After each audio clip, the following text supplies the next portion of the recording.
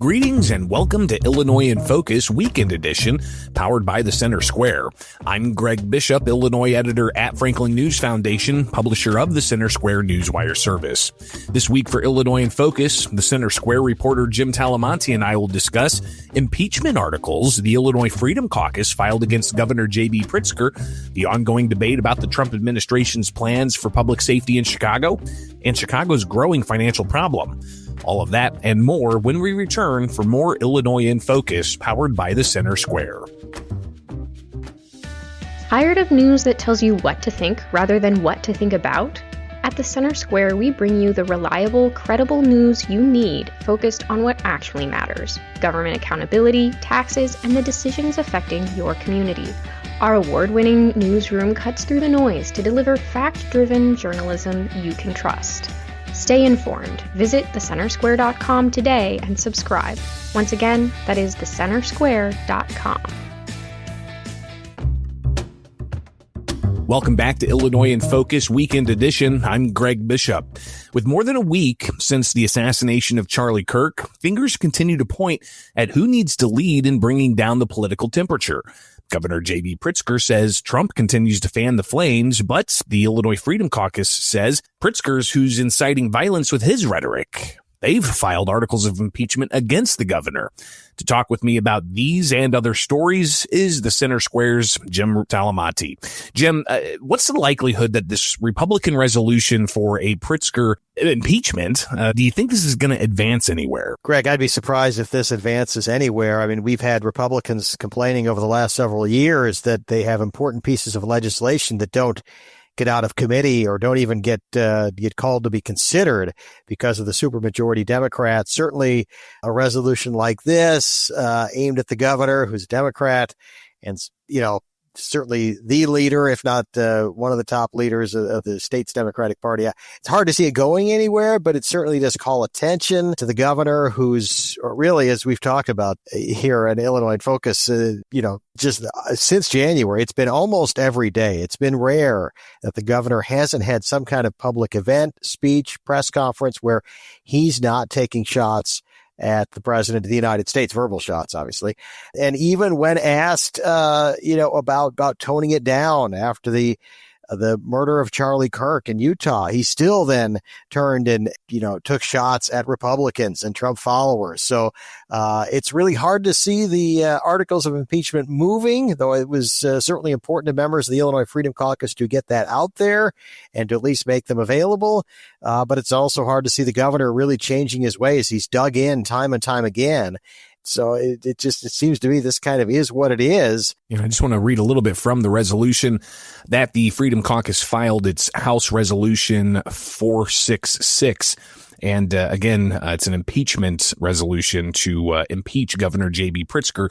And it says, whereas the governor of Illinois, J.B. Pritzker, has engaged in conduct that, under the totality of the circumstances, constitutes inciting violence and that is incompatible with the duties of his office. It goes on further to bring up examples, including from the Illinois House floor, Jim. Both you and I were covering the governor's State of the State and budget speech, where the governor took a good chunk of the final part of his speech talking about the rise of Nazism in Germany, talking about the authoritarian playbook, and even compared the Trump administration in a second non-consecutive term starting in January. The governor in February for his budget speech said, quote, "The authoritarian playbook is laid bare here. They point to a group of people who don't like you and tell you to blame them for your problems. If you think I'm overreaching and sounding the alarm too soon, consider this. It took the Nazis 1 month, 3 weeks, 2 days, 8 hours, and 40 minutes to dismantle a constitutional republic." Now, the governor earlier this week was asked about, Republicans saying that the governor's called them Nazis. The governor denies that emphatically. Yeah, absolutely, Greg. I mean, but the governor has referred to Nazis time and time again when talking about the president and the Trump administration and Trump supporters. And so it's even though he has he come out and said they are Nazis, but he's brought up Nazis time and time again. And it's been an ongoing theme from Governor Pritzker. So is he actually saying you are or they are? No, but does he continue even in the last week to make, Nazi comparisons and references? Yes, he does. And so it's, I guess it becomes a, language or linguistics or what have you. But certainly, again, he's shown no signs of backing down from the rhetoric, even with the temperature being, as some have said, kind of elevated in the wake of especially the Charlie Kirk assassination, but also the other incidents we've had, over the last, especially during the last year and a half. And it's not just the budget speech that the resolution highlights. There are other speeches the governor's given earlier this year, including one in front of the Human Rights Campaign in Los Angeles, saying that bullies respond to one thing and one thing only, a punch in the face. Governor's also quoted saying, and I won't continue to advocate that we wage a conventional political fight when what we really need is to become street fighters. The governor later in April also making comments about Republicans, saying that Republicans shouldn't know a moment of peace. And these are just some of the statements that the Freedom Caucus put in their House resolution asking for impeachment. So clearly, Jim, this is more of a conversation piece than anything that's going to advance at the Illinois State House.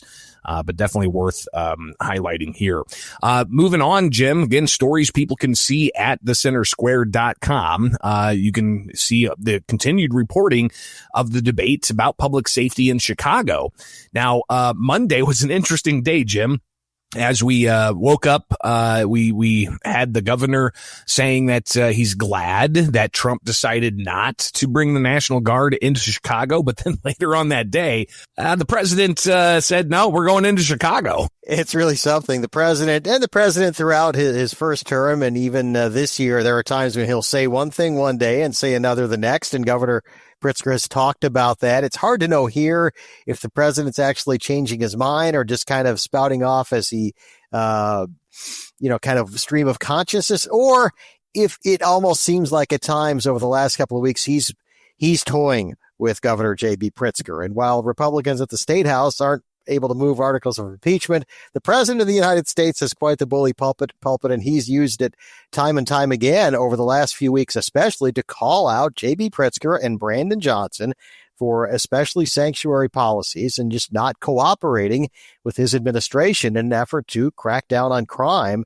and prevent especially violent crime in Chicago and around the state of Illinois. So the president, yes, he indicated New Orleans, and then now it's Memphis, but he still says Chicago and also St. Louis are on his radar. And so you could have, theoretically, if that comes to fruition, you could have additional federal enforcement. Well, we're seeing it already in Chicago, not with the National Guard, but with other agencies. We could potentially see, if the president moves forward, National Guard in at least two different sections of the state, with the Chicago area and then, of course, the Metro East being part of the St. Louis area. So Illinois is still very much on the president's radar. So there are 50 states, but Illinois is certainly one of the ones that he talks about a lot.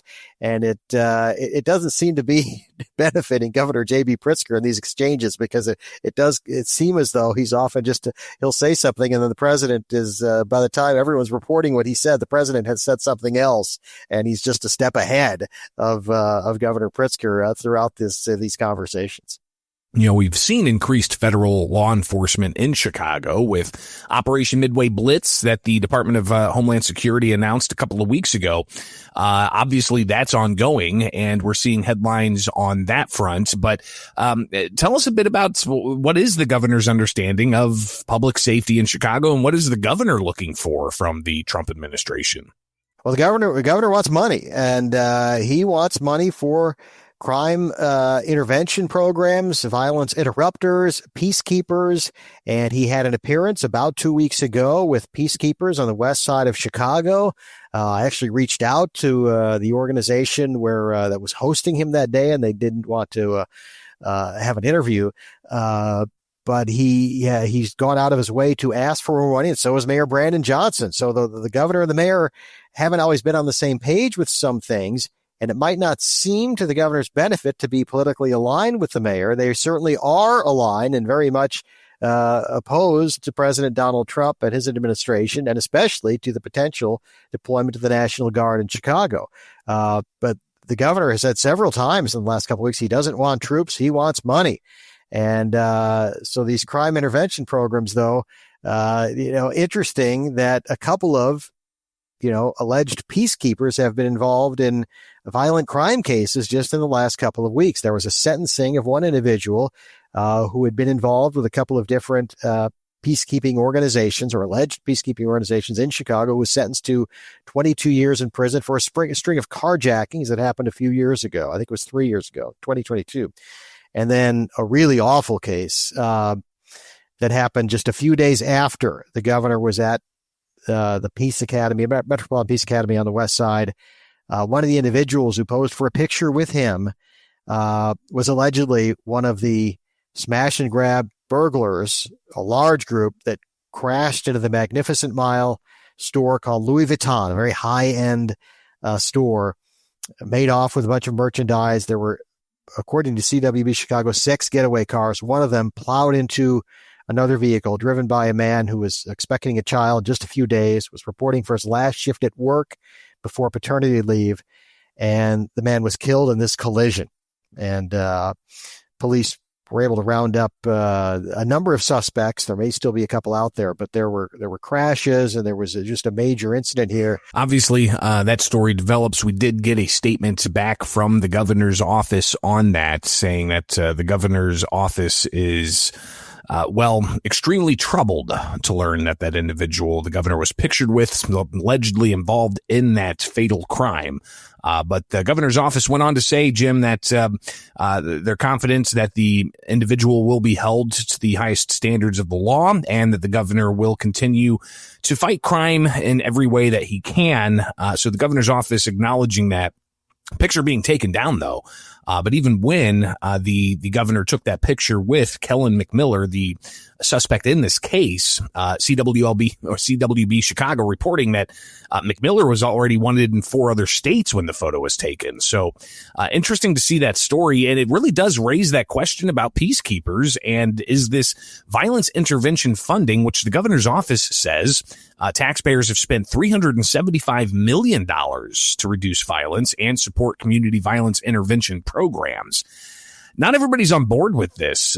You talked to a retired police chief who said, no, this is not a substantive program that's benefiting communities. Yes, Greg. Thomas Weitzel, he was Riverside police chief, and he had been part of a task force that had some involvement. And just in his experience, though, he felt like that there were not guardrails in place to ensure that some of these individuals might not be.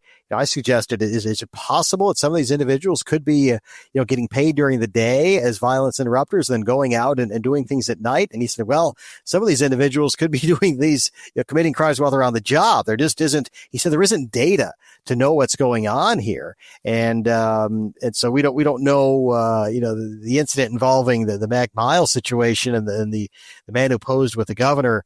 We don't know details yet about a payroll or whether he would have been on the job in the middle of the night, but you never know. These interrupters do, some of them legitimately are going out and trying to diffuse situations, in the wee hours of the morning. If something happens and they're called to, perhaps, speak with members of a rival gang or to prevent revenge type situations. So there is that work being done. But what Chief Weitzel says there isn't data to know how effective these programs are. When you look at the amount of money that is spent on them, you look at where that money could otherwise be used to perhaps hire more police or use technology there was a gentleman who suggested at a city council committee on budget in Chicago, specifically affecting police and law enforcement. He suggests, these dollars could be used toward drones, to help fight crime. So that's one of the questions I think a lot of critics have about the peacekeeper programs is how do we really know they're working? You might hear an anecdote here and there about how it's working, but then you also hear anecdotes or stories involving individuals who are, getting paid with state, county, city taxpayer dollars as part of these programs, and then going out and committing crimes. So it's a difficult subject, and and certainly the timing for the governor and with what's happened in the last couple of weeks is not real good. And the governor's office does say the Peacekeeper program, they say, quote, has a strong record reducing violent crime by 41% over the past 2 years and providing community members with a path towards rehabilitation. Again, the governor making that claim in a statement in response to being pictured with somebody who later was alleged to be involved in a deadly crime. Jim, obviously that story is available at thecentersquare.com, including your story about other peacekeepers reportedly committing crimes in Chicago. But sometimes when people get, charged with a crime, they're processed through the courts and then they're let back out without cash bail.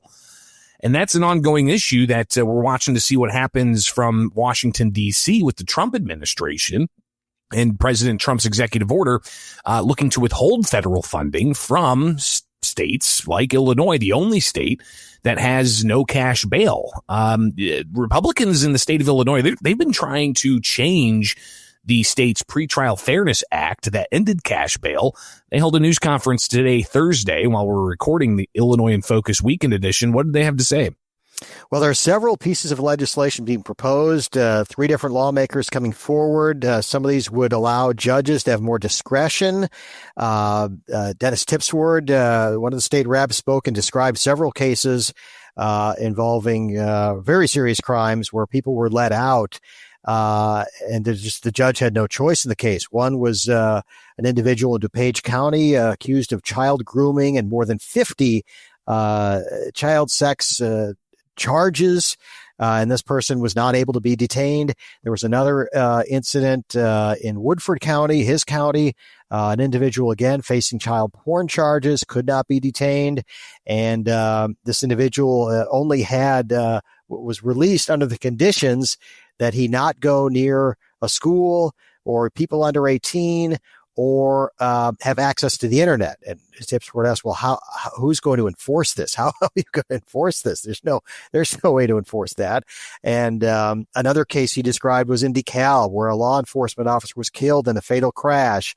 There was cocaine and fentanyl involved in the suspect. This person also was not detained. So, and of course, we've had other cases involving people who've been let out as part of pretrial awareness. There have been cases in Chicago, people let out and then going out and shooting or attempting to kill or even killing while out on cashless bail. So the president issued that executive order August 25th, and so agencies are instructed to identify potential federal funding cuts or restrictions on federal funding to jurisdictions that have eliminated cash bail. So Illinois could stand to lose, and we're still looking for dollar amounts. Are kind of it's hard to say depending on what agencies are involved and how much money is involved. But theoretically, I mean, it certainly could potentially be a good deal of money. You know, and the idea of withholding federal tax funds from a state like Illinois, it's actually got some support from an Illinois Congresswoman Mary Miller. When we chatted with her earlier this week on Illinois in Focus, she said that she's got a bill that would essentially withhold federal funds, she said, unfortunately, from the state of Illinois, because the state of Illinois gives driver's licenses to illegal aliens. And Illinois does have a standard driver's license that undocumented residents can obtain. But Mary Miller says that it's a bad policy and needs to be changed. And one way you can change bad policy is through the power of the purse. So she said she's okay with withholding federal funds from a state like Illinois, her home state, if it means you're going to get some policy change. Again, another story you'll be able to read at thecentersquare.com. Jim, we've got a few moments here and a couple of things I still want to hit, but we had this lined up last week for the weekend edition to talk about Chicago's finances. It's not looking good and seems to be getting worse, but Chicago Mayor Brandon Johnson says the city does not have a spending problem. How can he say that? Yeah, well, he says that based on his task force's report. He called it a fiscal sustainability working group. Well, this working group included several of his allies on the city council, those who have generally sided with him when it comes to raising taxes or not cutting spending. It included union officials who, in all likelihood, are not looking for the city to cut funding. and several others. There was the Urban League was involved, and so he said the working group fully established that we do not have a spending problem in Chicago. We have a revenue challenge, and that's coming from a man who's presided over a budget deficit that's grown from $1.12 billion to $1.15 billion. That's his office's projection. I talked with Alderman Scott Wagaspak, earlier in the year, and he said he thinks it's more like $1.5 billion. So the spending continues to grow and the deficit continues to grow, but the mayor insists there's not a spending problem. He's going to invest in the people of Chicago. He said he did not agree with this task force's recommendation that property taxes be raised to go along with inflation rates. So this was something from his task force, again, with many of his allies on it, pushing property taxes. So it seems to me that the mayor doesn't want to be aligned with the property tax increase politically, but would fully support that if it allowed the level of spending to continue or even grow in the city of Chicago. That'll be obviously something we keep a close eye on as the city of Chicago's budget set to start in the new year. And here we are rapidly approaching October. And how exactly are they going to deal with a more than $1 billion budget deficit? Jim, veto session is going to be interesting. We'll have wall-to-wall coverage at thecentersquare.com. So people definitely need to get the newsletter. When they go to thecentersquare.com, enter your email. It's free and you'll get updates with headlines each morning in your inbox. But veto session coming up in October, final couple of weeks, Jim, a lot of stuff going on. Obviously, we've been tracking the different proposals there are to deal with the transit fiscal cliff, which could lead to another tax increase this year for Illinois residents. So we'll be watching that. We'll also be watching whether or not a veto the governor issued of a bill that Treasurer Michael Frericks supports is going to possibly come up for a potential veto override. But the governor also seems to have injected something else into the mix for those 6 days that they're scheduled in October, and it could deal with hemp regulations. The governor actually threatening to take executive action if the legislature doesn't act on regulating hemp. What's going on here? Yeah, really interesting. The governor really coming out with some strong statements on this, and interesting that it comes just a few days after Attorney General Pam Bondi, Health and Human Service Secretary Robert F. Kennedy Jr. came to Chicago and along with federal authorities from several agencies seized a whole bunch of vaping products that were illegal. And some of those included THC, some hemp-related items there. This is a separate issue, but interesting that the governor was really forceful about this just a few days after that situation, perhaps to show that he's going to come across a little bit tougher, but he almost echoed RFK Jr. saying people are getting sick, children are getting sick with these hemp products, and we need our General Assembly to regulate this. And the Illinois Healthy Alternatives Association that supports the hemp industry says they're willing to work with the governor to get this right. Well, Jim, just to close out here, the former Illinois governor, Jim Edgar, will be lying in state at the Illinois State Capitol this weekend, Saturday. And then Sunday, you've got the funeral that's going to be happening at Central Baptist Church in Springfield. Our friends at BlueRoomStream.com will have those live feeds available for people who are unable to attend those ceremonies, remembering the life of former Republican Governor Jim Edgar, who is recognized as being a very bipartisan governor and wanting to foster civility within our politics. So, Jim, that's all the time we've got. Thank you for joining us. And I want to remind people to tune in to Illinois in Focus Daily. Find it on YouTube here with The Center Square. And you can keep up on these and other stories at thecentersquare.com.